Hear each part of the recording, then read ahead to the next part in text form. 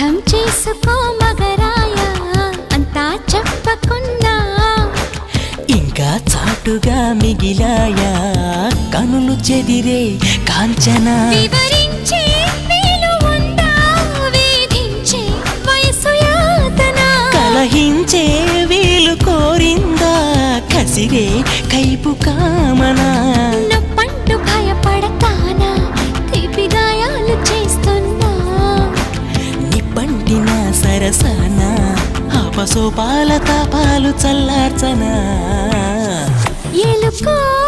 నాయక రాసి చానా ఇలాగా ఎలకు బాలిక